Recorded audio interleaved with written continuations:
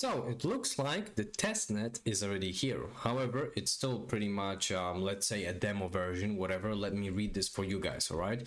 So the testnet 11 release is here, and link can be found in a comment below. Obviously it's not really for holders, but that's for, you know, developers basically. So the hard fork is set to activate in testnet 11 at the DAA score blah blah blah. Guys, of course this is mainly for developers, right? But what does it mean? Kaspa is basically being developed, and from the standpoint of, like, you know, these big exchanges, of course it looks very juicy, because it looks like that every single promise that was basically claimed by the founder and the team is happening. So this is big news, okay?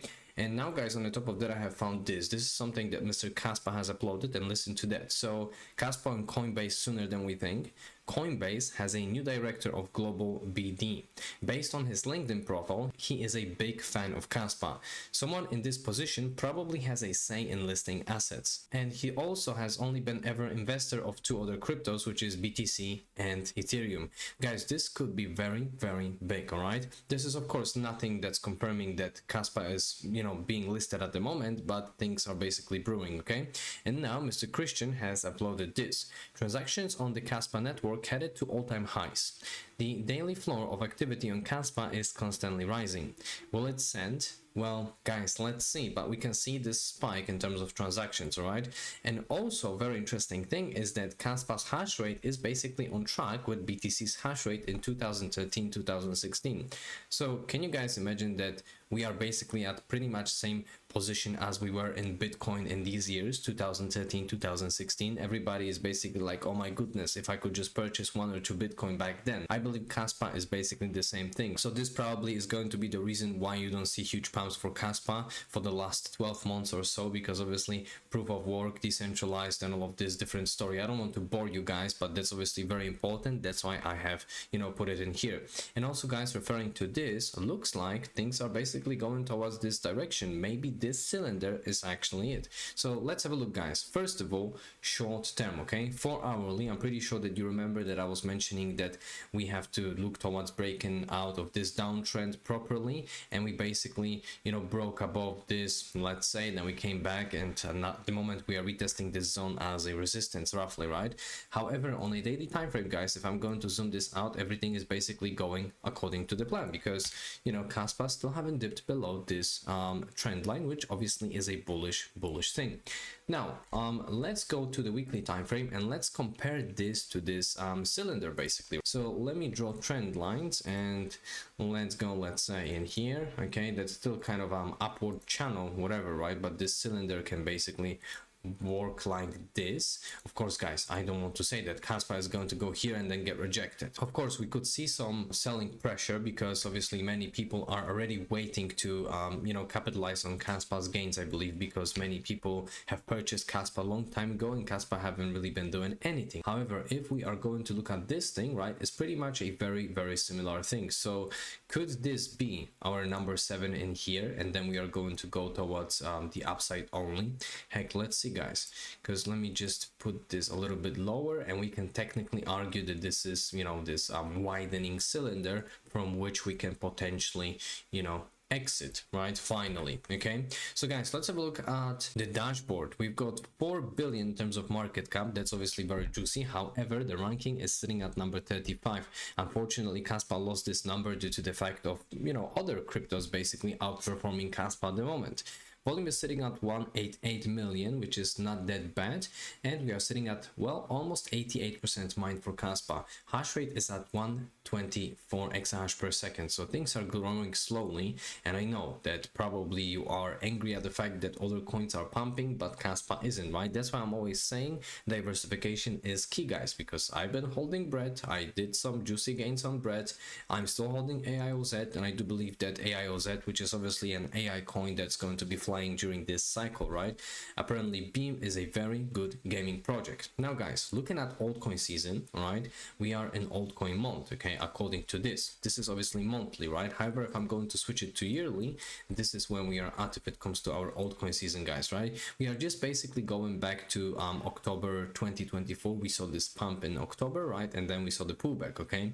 So the question is, could we pull back again, because we still have a lot of time for our beloved altcoins to fly like crazy? crazy.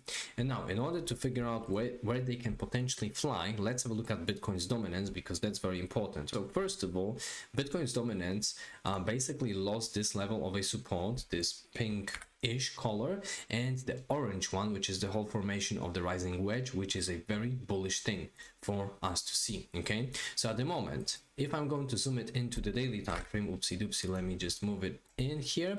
So if I'm going to zoom it in, guys, we can clearly see that these are just basically, you know, the retests of these zones, right? Hopefully bearish retests. So the first level that we can technically expect this dominance going towards to is 56.4%. And the question is, are we going to see well, dip in here, which obviously is going to result in altcoins pumping and then bounce and then retest, something like this, right? And then proper altcoin season on a yearly, not only on a monthly. Well, let's see, guys. But if I'm going to zoom it out, we can see that there is lots of potential for our beloved season, altcoin season. Let me actually get rid of this thing. It looks hell of an ugly.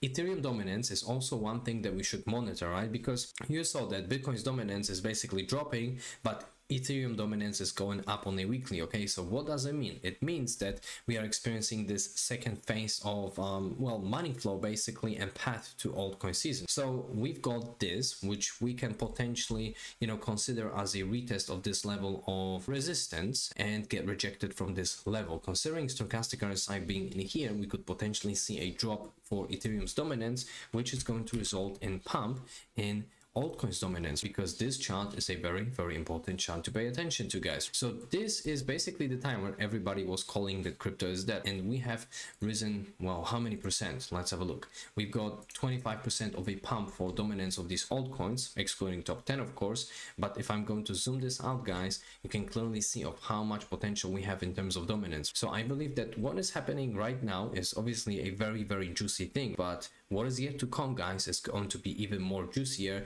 and this is obviously something that we can see on altcoin season yearly index. We are nowhere near. Okay, so the question is, guys, can we expect some pullback? Definitely not out of the question to do flashy, which I saw that you guys like the comments of, because we could still bounce in here to shake out more people and then proper parabolic run. Okay, that's definitely not out of the question. That's why I would suggest that you guys are very careful with your 100x leverages. But anyways, coming back to some, you know, interesting facts, I believe Mr. Quantin uploaded this, right? So Bitcoin has the same amount of users as early internet in 1999. So guys, we are still early for Bitcoin. Of course, we want these huge gains during this cycle for Kaspa and other altcoins. If you do hold any altcoins, let me actually know in the comments down below. But we can see that much more money is yet to flow into crypto. Mr. Prof uploaded this. So basically he's saying that altcoins are on their way to all-time highs of 2021 and doing what BTC has already done. So patience, guys, some great weeks and months ahead. All-time highs for BTC, then we got a pump through this, and at the moment, guys, this is where we are going. But that chart obviously includes Ethereum. Okay, so I still think we have a little bit of a time to accumulate whatever it is that you guys believe and do potential tweaks. In terms of bullish news, we also got this: Hong Kong to eliminate tax on Bitcoin and crypto gains for investment funds, hopefully for retail users as well in the future. But basically USA is doing this, I believe Russia is doing this at the moment, right? So hopefully the whole world is actually going to follow. But guys, what does it mean? First of all, the previous run was actually suppressed because China banned Bitcoin back in the days, in the previous cycle, I mean. So guys, I believe that lots of money is going to flow into network of Kaspa and different altcoins, of course. I know that many people are impatient, but you know, this is basically crypto. This game is all about patience and purchasing the right thing at the right time, I believe. So now, guys, referring to the previous question, could we see a little bit of a pullback? Well, definitely we could. I don't think we will, but it's definitely possible, considering the fact that we have pulled back a little bit because we went from 90 something to 81, but we are still in extreme greed, right? So let's actually have a look at liquidity for our beloved Kaspa. I will put Binance. They've got the biggest liquidity for perpetual. Okay, and now we've got huge blocks of liquidity on a daily, at least at 16 cents 7. So could Kaspa go to 16 cents 7? Well, let's have a look. All right, so let me just take a ruler and measure 16 cents 7. Then is going to be roughly 5% for Kaspa. I know that this is not really a satisfactory, you know, pump, but it's still better than nothing. Let's actually have a look at 1 weekly, And let's have a look what's going on for liquidity for Kaspa on a weekly, right? So we see that yes, we still have some liquidity towards the downside, and now we've got the highest at 16 cents 7. So this is something that we can anticipate, let's say, in coming few days. And also guys, let's have a look at overall sentiment on the market, because now if we are going to put BTC on 7 daily, everybody is longing BTC. So could we see a little bit of a pullback? Definitely we could, but I don't obviously really care about BTC that much. I'm not currently invested into BTC. I'm currently invested into other altcoins. That of course depends on, you know, your game. But what I really do care about is this dominance going towards the downside, because that is going to mean that Ethereum dominance is going to go up a little bit, and then once these two will go down, then we are going to experience a huge altcoin season, guys, just as seen in this index. Okay guys, I hope that you have enjoyed this quick update. Obviously I haven't told you that you're going to see 50x tomorrow in Kaspa, but I hope that definitely helps much better rather than just giving you, you know, price predictions of 50x. All right, anyways, peace and love crypto guys, and I will see you in the next one.